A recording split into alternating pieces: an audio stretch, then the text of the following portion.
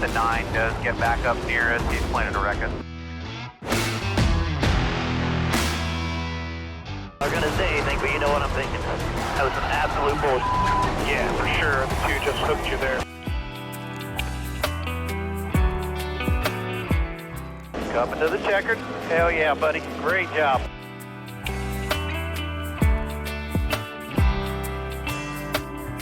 And what's up, everyone? Welcome back to another episode of Historic Hot Laps. We've got a good one this week. We've got some recap of the F1 test. We've got a special guest coming back again, friend of the show. Stick around for that. We've got to cover a couple weeks in NASCAR. We haven't been with you guys for a couple weeks, so we've got a lot of stuff to catch up on. NASCAR at Atlanta. We just had NASCAR at Circuit of the Americas. We had the IndyCar opener at St. Pete. A lot of news, a little this and that. Indy NXT stuff going on. We've got World of Outlaws on track. We got all kinds of stuff. So stick around. We're going to cover the race recaps, and then we're going to dive in with our special guest. We won't have a history lesson or history segment, if you will, on this one. But stick around because it's going to be worth it. We've got a good guest on. We're gonna do a little talking and a little couch racing, if you will, on our predictions for Formula One this year. But let's get caught up on what's been going on the last couple weeks in motorsport. Let's kick it off with some race recaps. All right, we're gonna start with the oldest one that we had time-wise here. But we had NASCAR at Atlanta. As we know, that Atlanta after the repave is basically a whole new animal now. Truck Series, Xfinity, and Cup all there on the same weekend. So let's start out with Truck Series at Atlanta. Stage 1, we had Jack Wood get his first stage victory with a crazy 3-wide fight, getting stage points there. Awesome to see. A guy who hasn't had enough credit in what he's done, get some stage points there. So that's pretty awesome to see. Kyle Busch hits this one a lot, having KB in the truck race. It's not safe for anybody at that point. Stage 2 goes to Kyle Busch. Following through from there, he just held off the field, put on a clinic basically, and the win goes to Kyle Busch. And super clean, very few cautions in that race. Really competitive, a lot of 3-wide scenarios. Atlanta's just a fun track to watch anymore, but awesome to see Kyle Busch get a race win there. We know we haven't had a Cup race win for him, in some time now, but at least he's doing it in the Truck Series.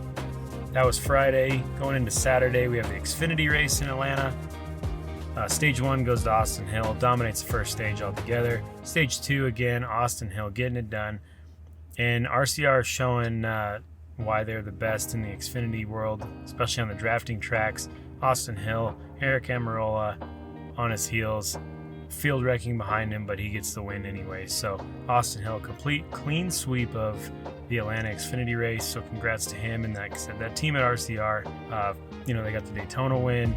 Now they got the Atlanta win. They're getting it done. So drafting tracks are their specialty. Going into the Cup race in Atlanta, stage 1 with Josh Berry. Also notable that this was a caution-free stage, which is pretty wild for a drafting track with a pack racing scenario. And then we saw Kyle Larson really improve upon his spot from 16th up to 1st, getting his first drafting track stage win when he got the points for stage 2. So Josh Berry stage 1, Kyle Larson stage 2. Then the win goes to Christopher Bell as he makes a jump right before the caution comes out. Insane finish, good race. Atlanta's just become so impressive. I mean, Bell started 32nd, and none of the Toyotas had qualified well. And here we go, he leads the only lap that mattered, and that was the last one. So crazy, he jumped out front right when he needed to, got the win. And there was a lot of post-race drama as well. Most of the field was quite upset with Carson Hocevar. Kind of easy to see why. He's super aggressive, much like a young Ross Chastain or a current Ross Chastain as we cover Coda here coming up. But he had a line of drivers waiting to talk to him after the race. Here's what Blaney had to say about him, followed by Hocevar's response, and let's take a listen to that. I think you've seen it for a couple of years, especially last year. His over-aggressiveness gets him in a lot of trouble. He's done some things that I haven't been a fan of, like looping guys and wrecking guys on purpose. And I wouldn't say that's just being young. I mean, that's just not being smart. He's got a lot of talent. He just has to harness it a little bit better. So, I think he's a little bit overly aggressive at times. And, I think was hoping that he'd learn, this past off season, but I don't know if he has. So we'll see if he'll learn. If not, someone will teach him. But yeah, I mean, I just said, hey, you got to calm down. I told him a couple moves that he made earlier in the race that were really, really sketchy. Obviously, me getting spun, he should know better than to hit me in that spot. Like, you can't just run into my bumper as I'm turning into the corner. Like, I'm going to wreck. So I just told him, you got to calm down. I mean, that's for him to tell y'all or explain. I can only explain my side. What did you say? No, I mean, finished in second. We're here to win races, not be a boy band and love each other and be play on the playground together. So obviously there's learning lessons. You don't want to piss anybody off or frustrate anybody, and there's things I would clean up for sure. And but it's going to come with learning that. It's the first time I've ever, again, I'm normally 40th waiting for them to crash and hoping they crash and I finish in the teens. So to be up front and get stage points both stages and have a shot to win. So that covers Atlanta Cup Series racing. Let's talk about NASCAR going to Circuit of the Americas this last weekend. Like I said, it's been a couple weeks since we've talked to y'all. So, man, what a start to the schedule first. We had Daytona, Super Speedway, Atlanta, Super Speedway, followed by a road course at COTA. No traditional 1.5 miles or anything simple for the boys and girls to start off their schedule with, but pretty crazy. We didn't have a truck race at COTA this year. We did see Xfinity race, which was, first off, an amazing race overall. Battle between Jesse Love and Sheldon Creed was awesome. Old school stock car battle. Just seeing a lot of back and forth, a lot of what you would expect to see from the old days of racing. Super cool to see in its road course format. Stage 1 win goes to William Byron, who was running that extra Hendrick Cars machine. Stage 2 goes to Harrison Burton. Again, awesome to see him in AM Racing get some stuff done. I'm a huge Harrison Burton fan anyway. So either way, I'm going to be a little biased there, but glad to see he's fallen back in line. And then the win, no surprise. Everybody predicted it. He had the odds to win. Connor Zillage. He overcame a pit stop penalty, worked his way back through the field from last place, basically putting everyone else seconds off the pace by the end of it. He just had the car to beat. He had everything he needed it from JRM to get it done, and just amazing to see. So moving on from there, let's talk the Cup race. Pretty awesome race. You had 2311 lock out the front row, Tyler Reddick on pole, and Bubba Wallace in that second place spot right next to him. Pretty impressive showing for that team to qualify so well on that road course. Typical stuff with Calamity Corner, as they call it. Lap 1 activity. Chastain goes super hard in the brake zone, goes way too deep, and spins around Elliott, knocks a few other cars around, just ruins that first lap for everybody. So let's talk stage wins. Stage 1 goes to Bubba Wallace. Again, super cool to see. Just road course victories and points. Very important stuff.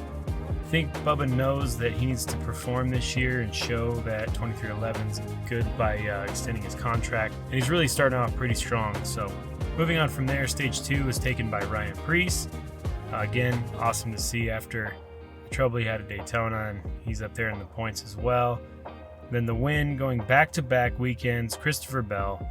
He and Kyle Busch had a head-to-head battle, final 10 laps. It really looked like this was going to be Kyle Busch's day, but his tires just wore out a little quicker than Bell's. Just fully used up for Busch going into the end of it.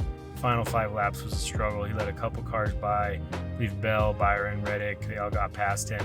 But here's what Kyle had to say about the day and the efforts that he put in. Yeah, maybe. Certainly didn't help. I was out front, had a gap, was just trying to preserve my tires and work my car the best I could to run clean lines, take care of my tires, and go as fast as I could without slipping the tires. And then when you get a yellow and you get everybody bunched up, then it's complete defensive mode and you're just all over the place and not hitting corners correctly, not being able to arc your turns and save your tires, and you're pushing through the fronts and getting pushed through the fronts. And then, just having 2 lap less fresher tires as the 20 did, I feel like that maybe was a bit of the game changer. Everything's so equal, I'd love to have that back and see if the 2 laps difference was the moneymaker there, but Right, that moves us out of NASCAR territory. Let's talk IndyCar season opener at St. Pete. First off, qualifying was amazing to see. A lot of stuff shaken up you wouldn't expect. The big three, if you will, were not really super successful. You did have Scotty Mack getting the pole after tearing the entire left front off of his car during practice, so that was pretty cool to see. The team really worked hard, came back, and he's showing immediately why Penske needs to keep him around for many years. But before we dive all the way into the IndyCar race, let's talk the NXT race. Debut of several new open-wheel drivers to the scene. You had a lot of stuff, more than I'm going to name off. We've talked about in the off-season of all the HMD development drivers and everything else. But first lap wreck takes out Smith, damages James Rowe, who 9 laps later ends up having more issues and taking himself out and putting himself in the tire barrier. Ultimately, Dennis Hogger, I'm sure I'm butchering how to pronounce that, but he dominated the race, takes the win. And then something I wanted to mention, kind of an honorable mention deal. We talked a lot in the offseason about the crossover of Hailie Deegan coming to NXT. After all her stock car experiments, she's been running, she ran that Can-Am series, first woman to win a race in a NASCAR sanctioned deal, even if it was the off-brand of it. Truck series, she had moderate success. Xfinity was rough with AM Racing for her as the single car and not a multi-car deal where she had somebody to lean on with some experience. But either way, coming over to NXT is super cool to see, and she did exactly what she needed to do. She just got the experience. She ends up finishing 14th, last car in the lead lap, but never went down. Kept her car clean, got the experience she needed at a first street course type race in an open wheel car, not even, on an oval track, something she was used to. So pretty wild to see, but let's listen to some comments she made about her NXT experience so far. I think it was a fun experience. I had a blast. I mean, my goal for this weekend, I didn't have like this huge expectation, especially for this one, just because it's a street course. I don't want to do anything dumb to where I hurt the car and lose out on track time. So I kind of went through this weekend going, okay, like 95% cautiously aggressive, learn as much as I can, more so use all the time, valuable time that I could to get experience. So going into it, I knew I was going to be off a little bit here. So I think I'm really looking forward to Barber because I've been there before. And so going at this place first race with a first time on a street course and first time even seeing this place, it was a lot to take in at once. And not knowing the vibe of restarts and starts and how aggressive people are. So I just really wanted to take it like one step at a time. So we covered NXT. Let's talk about the big boys, the IndyCar series. We knew Scotty Mack starting off in pole position. Right out of the gate, first lap, one big caution. Power and Siegel, lap 1. Power just gets in the back of Siegel, runs out of room. Otherwise, that was about the only real caution of the race. So they had a pretty good race going on there. Nothing to really talk about too much. Overall, caution free after that first incident. So pretty cool to see. Just some good, clean racing. We expected more out of that. Usually St. Pete's got a few cautions and is a little bit of a wreck fest, but pretty clean overall. Chip Ganassi brought some really good speed, good strategy. Everybody's talking about the tires and the fall off, but they've got it figured out over there. And I mean, there's no stopping Alex Palou, right? So Palou made a full use of the strategy and the speed he had, gets the win. It's Scott Dixon coming in second, so a 1-2 lockout for Chip Ganassi to open up the season. Man, it's a good start for a 4th championship run for Palou, that's for sure. So another thing I wanted to mention on that, he had a lot of good movers and stuff. You had Pato O'Ward, who basically started out in the back, got shuffled back again, made his way up, got the biggest mover award, ended somewhere around 12th, I believe, which was super cool. But the other thing that was super impressive, Dixon got second, and coming in the post-race interviews, he talked about he didn't even have a radio on for that race. He had radio trouble the whole time, so no spotter information, no team communication for pit strategy, literally nothing for him. Pulls off a second place win on his own strategy, just crazy getting a podium for that. So yeah, top of the points for Chip Ganassi all the way around right now. Super cool to see. So glad to see the IndyCar season starting off strong. Pretty much everybody that was able to race through made some advancements, and yeah, it'll be exciting going into the thermal to see what happens next with that.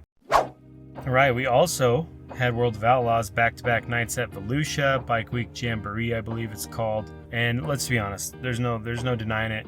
David Gravel qualified well, owns both nights, gets back-to-back wins, a lot of cautions throughout, but he keeps it clean. does what he does best, takes the win, makes his 104th and 105th Outlaw Series win. Just no stopping him, right? He's the king for a reason. So congratulations to David Gravel. Here's what he had to say post-race on one of those nights in Volusia. The car was really, really good tonight. I thought in the feature, I was super maneuverable. I thought I was just top dominant, and really I could run the bottom, and I felt like I was just as fast down there. So when I slid across here, I felt really good, and then the 6 car changed lanes there, and I did whoa up go into that corner. If I went in full speed, I would have for sure drove in the side of them. And man, all those cautions, I thought the whole landscape of the race was going to change there when Jacob stopped and I would have had to start on the pole, and then Reitzel would have had to start second. And then I think, I don't know if we were better than him, great, but it was going to be hard to pass somebody out front in clean air. So. All right, moving on from there, let's talk about the Z-Max Cars Tour, late model stocks. We like to talk about this a little bit. The Cars Tour is awesome wheel-to-wheel racing, short track late model racing. They had their season opener at Jacksonville New River Speedway. Connor Hall basically ran a clinic on the late model short track scene for all those guys to see for the first half of the race. Brown put a lot of pressure on him, 50 laps to go, but opened the door for McCarty to run in the slide job, landing the lead. Hall takes the lead back with somewhere around 30 laps to go, holds everyone off the rest of the race, takes the win, and makes his debut with Junior Motorsports quite successful in that number 88 Bass Pro Shops ride. So congrats to him and the team over there, JRM. JRM also winning the Xfinity race, Connor Zilich. And they had a pretty good weekend overall on at least a good Saturday for sure. So congrats to them and all they've got going on there. And that wraps up our race recaps for this week. Like I said, stick around. We've got a guest coming up here on this next segment. Happy to have a friend of the show turning to talk Formula One. So here we go. And we are back with another guest episode segment. We've got Joe with us again here. How are things? Oh, things are going well, my friend. It's good to be back. Heck yeah, man. Well, we're on the verge of a lot of racing. We've already got some stuff started. We'll get into the F1 world and what's going on there. And yeah, we'll just cover a few things of what we saw so far with testing. We've got some guys moving around, a couple interesting things, some power rankings after testing. But I guess let's kick it off with the F1 75 live season opener party extravaganza, whatever the heck you want to call it. Right. Did you watch any of that stuff? Were you able to catch any of it? Yeah, I caught a bit of it. I jumped in about halfway through Austin Martin's reveal and I watched until they finished reviewing all the new liveries. Nice. And then they got that darker livery on the Ferraris now, which is kind of cool. Yeah, the blood red looks cool. Granted, there's the big HP logo now. Right. It's the sponsorships are wild now compared to what they used to be. Yeah, it's very, very clear on who's their main. Yeah, it's interesting. So I guess what's crazy to me is how the Formula One stuff has always been real celebrity driven anyway, especially since Drive to Survive, which new season comes out tomorrow, I believe. So yeah, if anyone's waiting on that, it'll come out at the same time as this episode. But yeah, the A-listers, there's a ton of them there. You had music, Kane Brown, MGK, Brian Tyler. They had that Jack Whitehall, who's been all over all the racing stuff lately, which is crazy. He's got that new show on Amazon or something, I think. I don't remember, but he was on the NASCAR race and the Indy race, I believe, too. So, which is kind of funny. Making the rounds. Yeah, definitely. But I feel like they did a good job making a party out of the deal, but I don't know. I'm hit or miss with it because I don't live in that celebrity world. So I kind of treated it like I do like an awards show or the Grammys or something, and I just like fast forward to some of the musical performances and saw who was there, and then if a livery looked cool, because you get them all online anyway too. So Instagram and everything else. So I don't know. What are your thoughts? Do you think that's kind of a cool thing? You think they'll do another one? I'm not sure. I guess I haven't been following long enough to see where it's going, but I do know that their viewership in the States has gone up exponentially just over the last few years. So I'm sure that was the main reason for this, is to just see how many new people they can rope into watching and draw to the sport. Absolutely, yeah. I think between that and then celebrating the 75 years, right, like the milestone type deal, But yeah, I don't know. I don't know if I'd see them doing it on the 76. I don't know. It's kind of interesting, but anyway, just want to kick it off with that because get a little opinion because it's just something that you haven't really seen with those guys. I mean, it's been kind of always behind closed curtains. You know, the manufacturers do their own parties and stuff, but now as a full league type event, it's kind of interesting. Yeah, it definitely is. So the main reason we're getting together today is talk about the F1 test. So obviously working into it, everybody's looking at Lewis. You know, now not driving that darker blood red maroonish car and Ferrari, like you said, with the big HP logo on it and all that. Ferrari's been improving over the last few seasons. Probably another reason Lewis was okay going there. Now they've got him as a driver. He's set to be a pretty big favorite in testing. And I think he did all right. I mean, I don't know. It's hard coming off of McLaren's, Constructors' Championship last year and expecting them to not be ready to go, which kind of foreshadows us into day one. McLaren had that strong impression with everybody. Lando Norris set the fastest time of the day. Very consistent. Didn't look like the car was fighting him too much.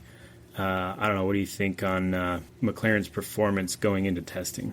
I mean, I think they pretty much started up right where they left off last season. They were showing the most consistent numbers out of all the teams. Granted, Mercedes and Ferrari were close behind. They still look the best. There really wasn't, at least as far as us on the fan side, know of any real issues. They didn't have the fastest lap, but their race pace was fantastic. Right. Yeah. Working in those good times. Like I said, Mercedes, Ferrari, they were promising as well. The Mercedes looked more balanced than it had in a long time. I was reading a thing, and it looks like Mercedes put down the most laps through testing as well. So they're really trying to bounce back, and then having these rookie drivers, they're trying their best to get in there and get some stuff done. But they're showing some promise. I don't know. I mean, losing Hamilton's a big hit for Mercedes. Just experience, track conditions, all the fine tuning that goes into the drivers on the track. Ferrari's not as consistent going into day one of testing from what I recall and looking at the times. Yeah. But, I mean, they've got the best veteran in the field that they can have to try to work that out, right? So, no, absolutely. What's crazy is Red Bull's performance over day one. What are your thoughts on that? Oh, they were like hit or miss, because Liam Lawson, he had a real strong showing initially, and from what I remember, anyways. And then seeing Verstappen come out, and he was in the pits a lot more than you would have thought. But I know they were also working out issues from last season, and it didn't seem even up through the end of trials that Verstappen was very pleased with it. He said they were good, but in a not so convincing way. Right. So I don't think they were where they wanted to be, even though their engineers did say they were making forward progress. I just don't think it was quite the forward stride they were hoping for.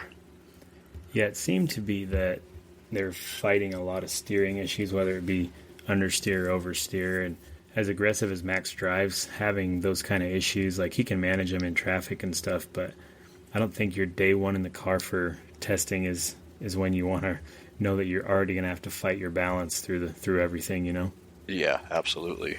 So it's pretty crazy. Day one rolling out and what they had there. So moving into day two, McLaren's still looking strong. Like you said, they definitely probably just took where they ended last year and just kept that momentum going. Piastri was looking good. It seemed like they had a little bit of steering issue in day two. I don't know if they were testing adjustments or whatnot, but they kept a pretty consistent speed through everything. And then, Mercedes and Ferrari still battling the same stuff. Good pace overall from the timing sheets. But then, again, out of the big ones, Red Bull still having issues. Their technical director admitting that he was not happy with how the test was going. I don't know. Maybe we see something different out of them this year. I don't know. What do you think? Yeah, I think they're not going to be fighting from the head of the pack. I mean, they're up towards the front, but definitely not leading it. It'll be interesting for sure. And something else, I believe it was day 2. They last few hours of testing, they were still using their FlowViz, which then you're kind of like, should have this fine tuned by now, guys. But who knows? Right. At the end of it, we don't know what the heck they're looking at. That's all in their engineers and the drivers. Yeah. And since it's been like, I don't know, a week and a half or something since testing, which was it day 2 that they got a lot of weather, or was that day 1? I thought it was day 2, but I can't remember. It was now. 2 or 3. Day 1, what I remember as the staple is they lost power at the facility for a while. That's right. And then they had weather on day 2, I think. Yeah.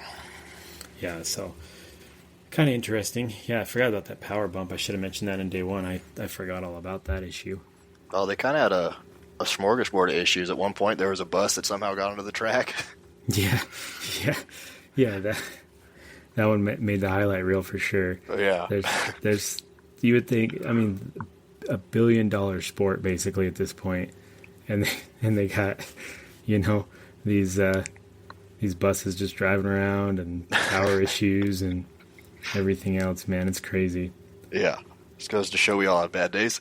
Yeah, it doesn't matter what it is. I mean, a lot of guys talking IndyCar like, hey, how do we grow the sport, this and that, and we're not perfect, but our product's good. And then you like look at this F1 testing and just a random bus driving around, and like nobody's perfect, I guess. So looking at day 3, kind of interesting to see Russell take the fastest time of the day, driving for Mercedes. And then what's crazy is you're the fanboy, but Williams and Sainz, man, that might be a really good combination. Yeah, they took a huge leap forward. I know going into interviews, both Sainz and Vowles were saying that they're kind of keeping their composure. Like, we're in the right ballpark here. We're going the right direction. We don't want to get too excited here, but it doesn't discount the fact that they achieved a lot with that, getting in the fastest lap. Yeah, they had best consistency overall for the day, and that was the most uninterrupted day. So, I mean, just goes to show that maybe Williams isn't over, like they might have made a really good move having Carlos join them. Yeah, absolutely. Let's see what else we had. We had McLaren still looking pretty good. Piastri was pretty close to the top. Had a little moment there on his flyer lap, as they're called, and got a little loose and lost the spot for overall fastest lap. And then again, Red Bull, I mean, out of the big ones, they're at the bottom of the list, out of the big teams. Yeah, as far as I know, Red Bull never actually completed a full race simulation. It was always devoted to just the setup work. Yeah, out laps and in laps and out laps and in laps. Yeah, it's kind of interesting. I don't know. It's hard to say how it's going to go. I mean, like, Verstappen's a great driver. Like, he can drive anything to, victory circle, but dealing with those kind of problems in a testing format, I mean, during full-on race conditions and the pressure of that, I don't know. It's going to be interesting. I think the picks are going to be changing a lot this year.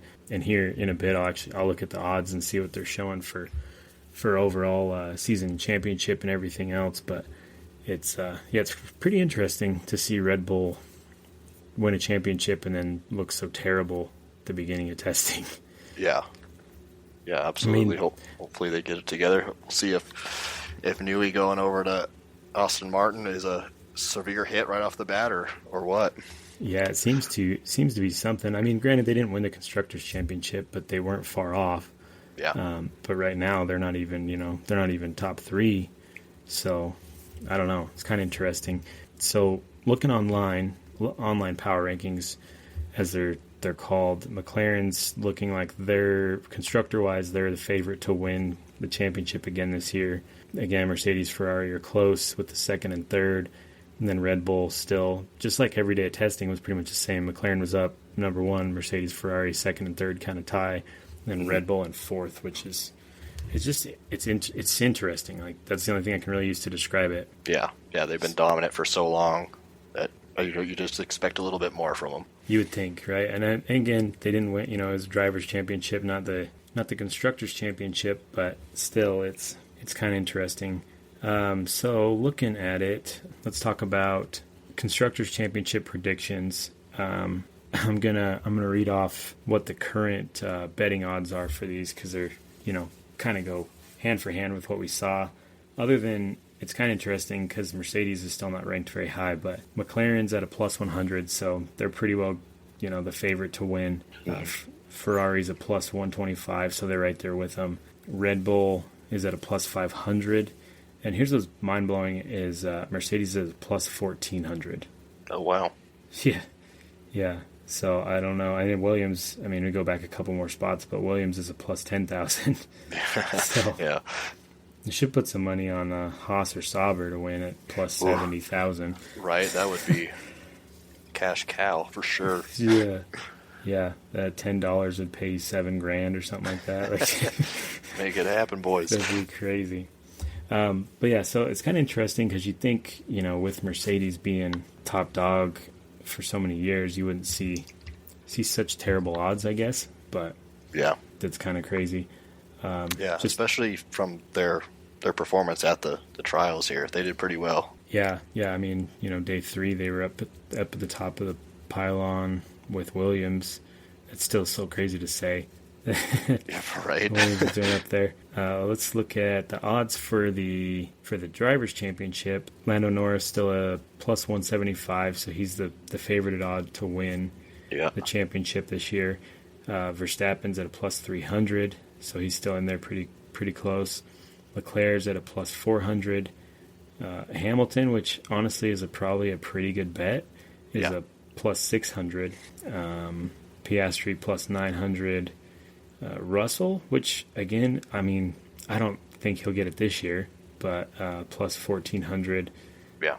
Then they get real crazy. Lawson's plus 5,000. Antonelli plus 8,000. They've got Alonso and Sainz at the same at a plus 10,000, which is kind of crazy. And then Jack Doohan is back at a plus 100,000.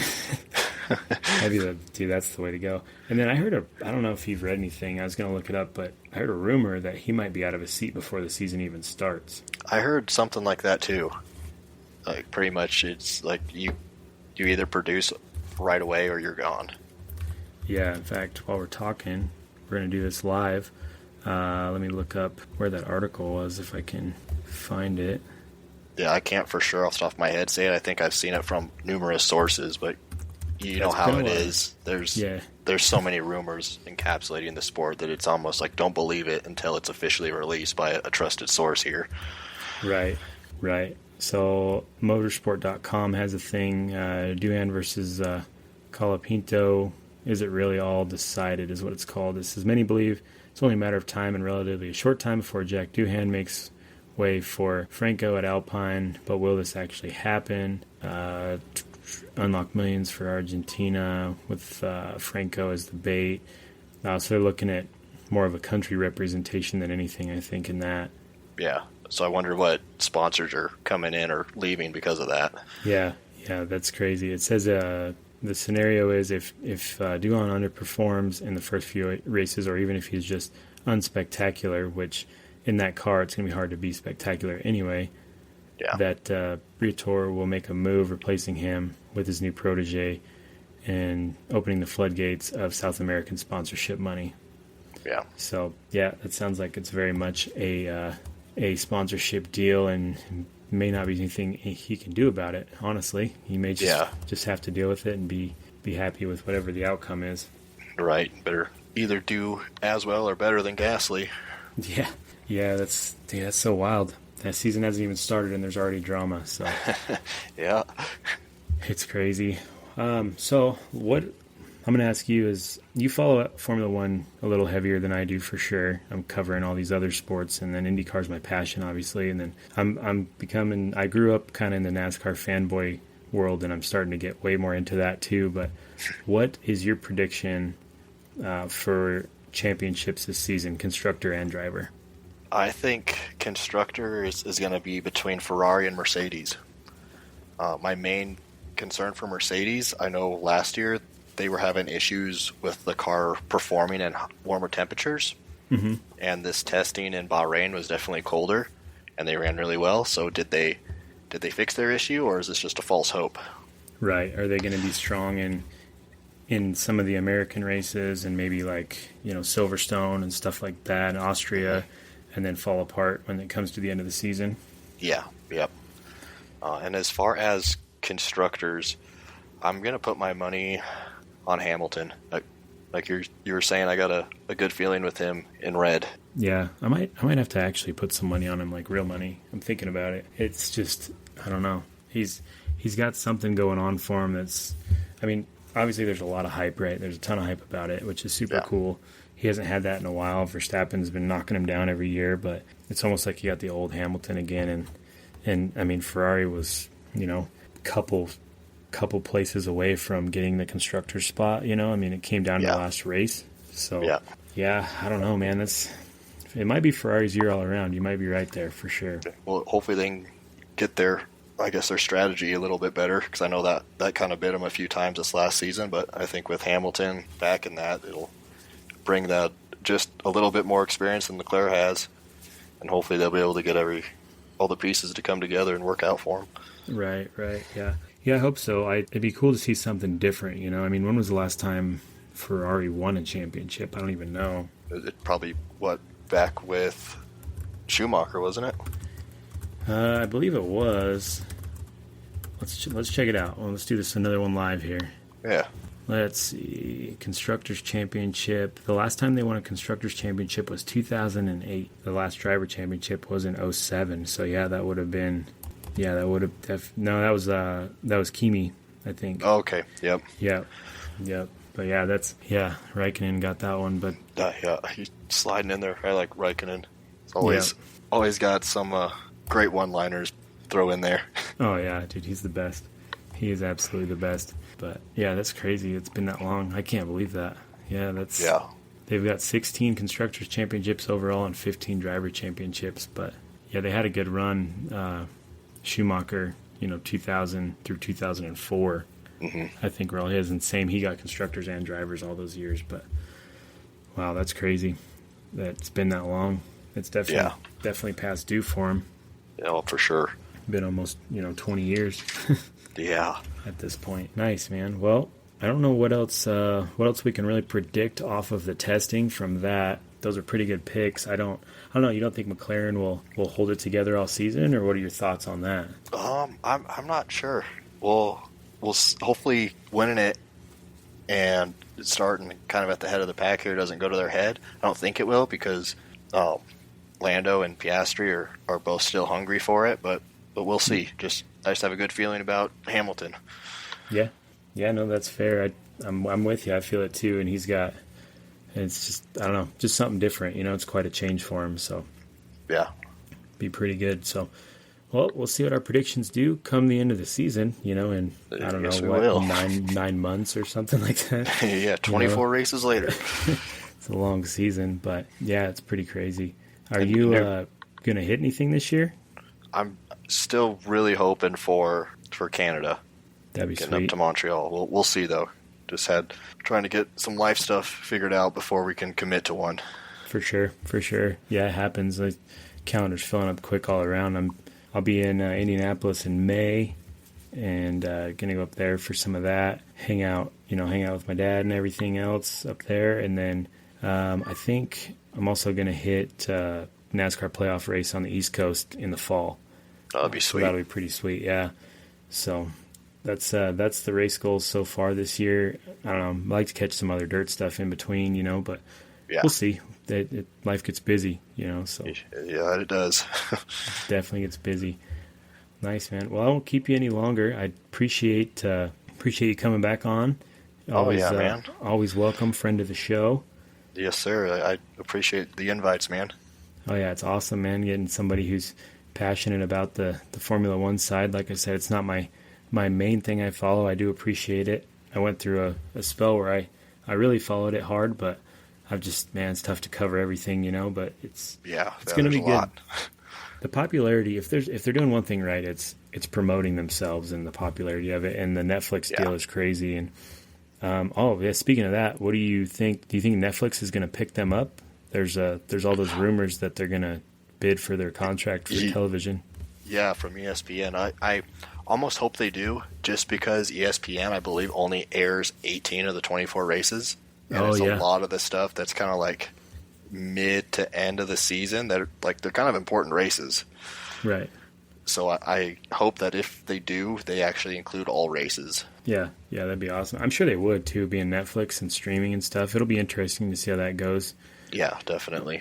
NASCAR's moved a little bit of stuff over to Amazon this year, so that'll be interesting to see how that all plays out. I mean, we know Netflix has done a couple live sports things, and they've worked out, so it'll be interesting. Definitely will. But cool, man. Well, I appreciate you coming up on the show again. We'll be in touch. We'll definitely do more of these. Maybe do a mid-season recap and then a final season. I don't know. We'll see if anything exciting happens. We jump on, get your opinions and everything else. But absolutely, you just let me know. For sure, man. As always, truly appreciate it. And we'll see what happens this season. Yes, sir. I appreciate the invite, Alex. For sure, man. Take it easy. You too. All right, let's cover some news. Hope you like the guest segment there. We just got a few things to mention in the news world today. NASCAR news, Catherine Legg is set to make her Cup debut this weekend. We'll definitely see her get used up and wrecked, I'm sure. She's new to this series. We saw that worked out in ARCA. She got tangled up in some stuff, but it's cool to see her make an attempt. Wish her the best. I hope we can see her, run mid-pack with the field and really get some experience there in Phoenix. It'll be a good track for her.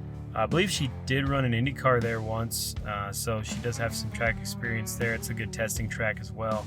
So just a good shorter flat track for her to try out her hands at the Cup Series. And this will be the first time in 7 years that a female's in a Cup Series race, so that's also pretty awesome to see. Since Danica left, there hasn't been anybody else in the Cup Series, I believe. We've had, obviously, several in the lower feeder series and Xfinity and Truck Series and all that, but nothing in the Cup Series. So moving over to IndyCar, McLaren has announced that Tony Kanaan will be the new team principal. Be pretty awesome to see what he can do there. Zach Brown obviously still approves all the decisions, but having Kanaan, in your corner to help out is pretty awesome to see. There's a little bit of daily drama, as I like to call it. Connor Daly and his sponsorship woes, if you will. So those of you who followed Connor Daly's last few years know that he's big into the internet, Bitcoin, online, money game, whatever you want to call it, cryptocurrencies and all that. He had the BitNow Group sponsor with ECR, moved over to Polkadot for the last few years to help him, secure Indy 500 rides when he was with DNR, and also a couple Truck Series rides, an Xfinity ride at Indy, during Brickyard Weekend, all that stuff. So he's had a good relationship with them, doing a lot of stuff. This season he was going in as a partial season with that sponsorship and some other ones on the back end. He had around 97% approval, which is more than enough. In the last minute, some shareholder, high dollar, shot it down. Somebody who has more shares than anybody, basically. So it flipped the percentage. Ultimately lost Polkadot as a sponsor for this year and probably future years after being burned like that. I'd be surprised if he goes back for more. But JHR did come out and say they still want Connor in the car. They're working on additional sponsorships, and we saw that at the St. Pete race, the 76 on the car. So pretty awesome to see that. Hopefully Connor can keep it going. Wish him the best. It's so tough in this world to get sponsorships for IndyCar racing, but as the Fox deal proves better and better, I think we'll see an improvement in that. IndyCar extended the race distances for 6 races this year to help excite the racing on a fuel strategy from that standpoint, I guess. I don't really understand what I think the results of this would be, but here are the changes. Long Beach added 5 laps, totaling 90 laps now. Mid-Ohio added 10 laps. That'll also total 90 laps for that race. Iowa added 25 laps, making that shorter oval 275-lap race. Toronto added 5 laps. That's another 90-lapper. And then Nashville added 19 laps, making it an even 225, which is good because that was always a weird one. So I guess we'll see if that does anything fuel strategy-wise, if they think it'll change things or not. We also saw that Hy-Vee has pulled out as a title sponsor for the events in Iowa. They'll still sponsor the event in major capacity, but they will not be the title sponsor any longer. I imagine this will affect the concerts and everything else they had going on there, so we'll see what changes with the Iowa event as we move forward. We kind of dropped a little hint on this one earlier, but Scott McLaughlin has been renewed with a contract extension with Penske. No surprise here, really. He does what he does best every time he gets a chance, so pretty awesome to see that and seeing him stick around in the IndyCar series. He's having a good year, new dad, new contract extension, all that. So, and the last little bit of news topic that we've got to talk about today, we've talked about Formula One and what they've got going on with Team Cadillac, who their drivers are expected to be, and it sounds like from several sources, including Mario Andretti, that they are looking towards Colton Herta and trying to secure him for the inaugural Cadillac season next year. We'll see if it all shakes out. We hope so. That'd be awesome to see a good American driver with an American manufacturer in Formula One and see what they can do together. So that pretty much wraps it up for us today. Appreciate everyone tuning in. Hopefully you enjoyed the special guest spot. Please, as always, like, follow, share, subscribe. Follow us on all this stuff. Maybe we'll start a TikTok this week. I don't know. We'll figure it out. We're on Instagram, X, and or Twitter, whatever you want to call it. Follow the YouTube page. Drop us a line. You know what to do. You hear the same spiel every week. And if you're a new listener, we appreciate you just as much. So, as always, stay safe, and thanks for tuning in.